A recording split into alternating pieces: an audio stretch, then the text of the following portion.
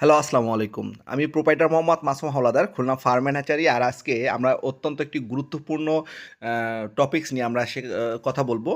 আর সেই টপিকসটি হলো গিয়ে আপনার হাঁসের বাচ্চার কেন গ্রোথ আপনার মানে বাড়ে না। আপনারা অনেকেই আমাদেরকে এই কমপ্লেনটি করে থাকেন যে ভাই আমার হাঁসের বাচ্চার বয়স ২০ দিন বা ২৫ দিন, কিন্তু আমার হাঁসের বাচ্চা এখনও ২৫০ গ্রাম ওয়েট হয়নি। সেই ক্ষেত্রে আপনি কিভাবে ওয়েটটি বাড়াবেন সেটি আমরা আপনাদেরকে বলে দেব। মূলত করে আপনি ১ থেকে ১৫ দিন পর্যন্ত হাঁসের বিভিন্ন প্রকার ওষুধ আছে, সেই ওষুধগুলো আপনি ব্রুডিংয়ের ক্ষেত্রে আপনার প্রয়োগ করবেন এবং হাঁসের বাচ্চার ওয়েট বাড়ানোর জন্য আপনার হাঁসের বাচ্চার যখন ১৫ দিন বয়স হবে, ১৫ থেকে ১৮ দিন পর্যন্ত আপনি জিঙ্ক, রেনেটা কোম্পানির জিঙ্ক আপনি ব্যবহার করতে পারেন। আর সেই জিঙ্ক ব্যবহার করার পরবর্তীতে আপনার এই হাঁসের বাচ্চা কিন্তু বৃদ্ধি পাবে, মানে আপনার ওয়েট দ্রুত আপনার ওজন বৃদ্ধি পাবে।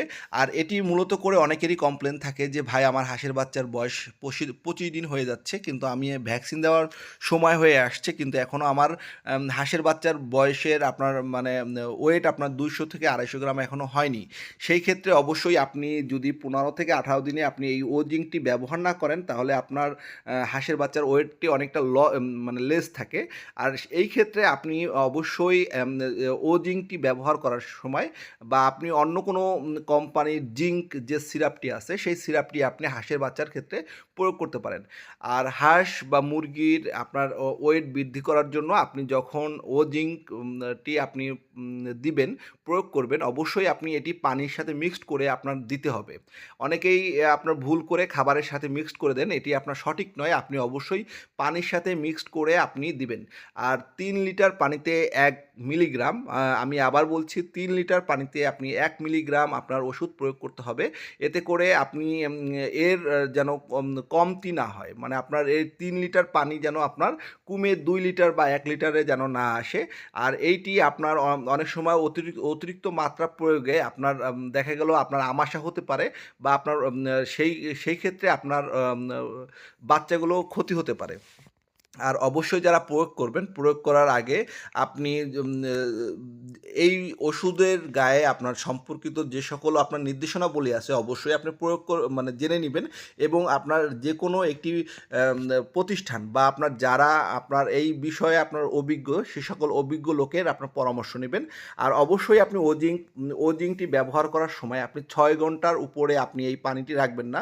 ৬ ঘন্টা পর পর আপনি এই পানিটি পরিবর্তন করে আপনি নতুন পানিতে আপনি ওষুধটি প্রয়োগ করবেন।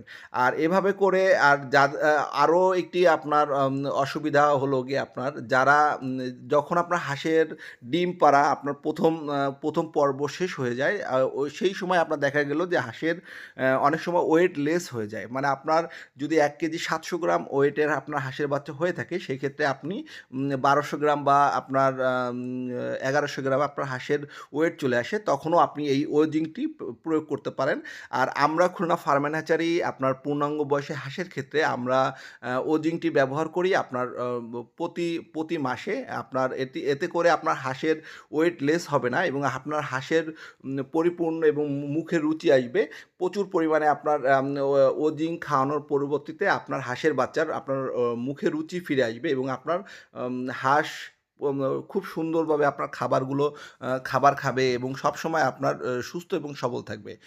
আর একটি কথা বলে রাখি, যারা আপনার হাঁসের বাচ্চা সংগ্রহ করতে চাচ্ছেন, অবশ্যই আপনারা অভিজ্ঞ একজন খামারির কাছ থেকে পরামর্শ গ্রহণ করবেন এবং সময় মতো ভ্যাকসিন প্রয়োগ করবেন। ধন্যবাদ সকলকে।